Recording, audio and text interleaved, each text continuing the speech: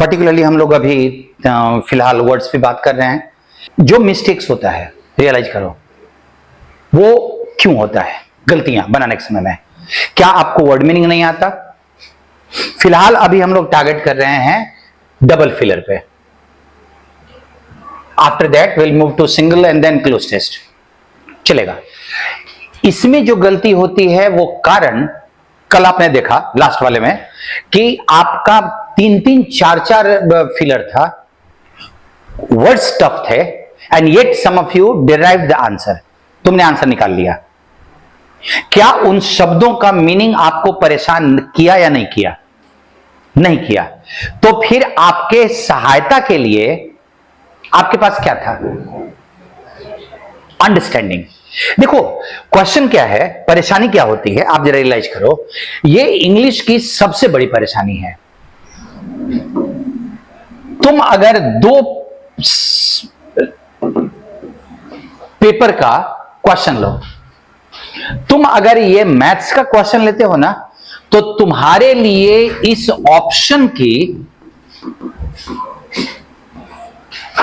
Option का कोई value ही नहीं है। तुम बीच में एक सॉल्यूशन डालते हो अपना, और इस क्वेश्चन पढ़ने के बाद तुम यहां आते हो, ये तुम्हारा प्योरली पर्सनल चीज होता है, और यहां से जो रिजल्टेंट आता है तुम अपने ऑप्शन में कंफर्म करते हो कि भाई मेरा वाला रिजल्टेंट कहां है, ABCD में से कहां है। यही कहते हैं। इंग्लिश के साथ समस्या यह है कि आपके पास क्वेश्चन जब आएगा तो आपको ऑप्शन देख के ही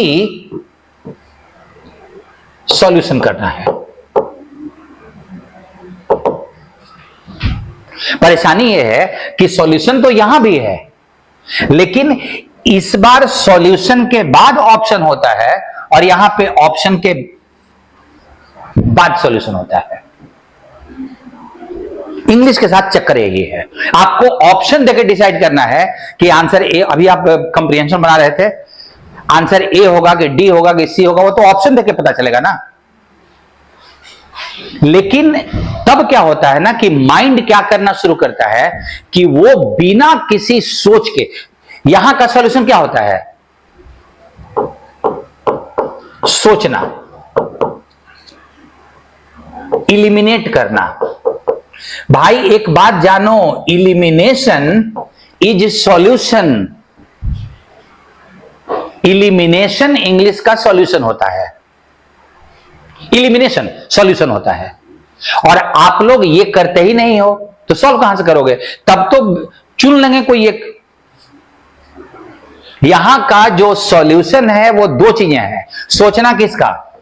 सेंटेंस के मीनिंग का।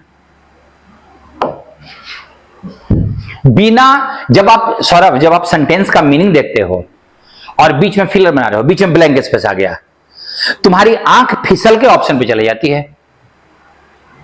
और ये गलती बनाने का सबसे अच्छा तरीका है। क्या होगा ना कि जब ऑप्शन पे तुम चले जाओगे फर्स्ट फिलर के बाद, तो दिमाग में आएगा कि ए चुनेगी, बी चुनेगी, सी चुने। तुमको अभी सेंटेंस का मीनिंग नहीं पता है, and yet you are committing the answer, और तब तुम आंसर उसी समय में कमिट करने लगते हो।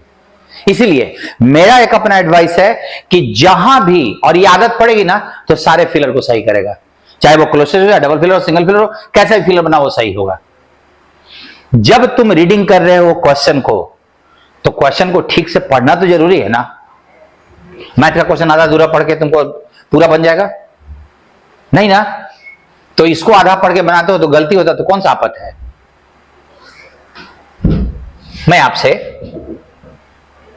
देखता हूं कहीं अगर कुछ है तो। क्या आपको क्वेश्चन नंबर 1 का, सब पहले आंसर बोलो। डी ना? तुम्हारा क्या है? नहीं बना क्वेश्चन, नहीं बना पूरा ए। नाउ जिनकी भी गलती बनी है, मेरे को 2 चीज दिखाई पड़ता है। ये नहीं है कि उनको हार्प का मीनिंग नहीं आता, इसीलिए गलती बना है, क्योंकि ई की तरफ तो कोई आ भी नहीं रहा है, ये नहीं है कि हमको आउटरेज का मतलब नहीं आता, हो सकता है कि तुमको रेज का मीनिंग आता हो, रेज, लेकिन रेज, इनरेज, आउटरेज तीनों अलग अलग वर्ड है। जानते हो गलती कहां हुई? तुम आंसर दो तो।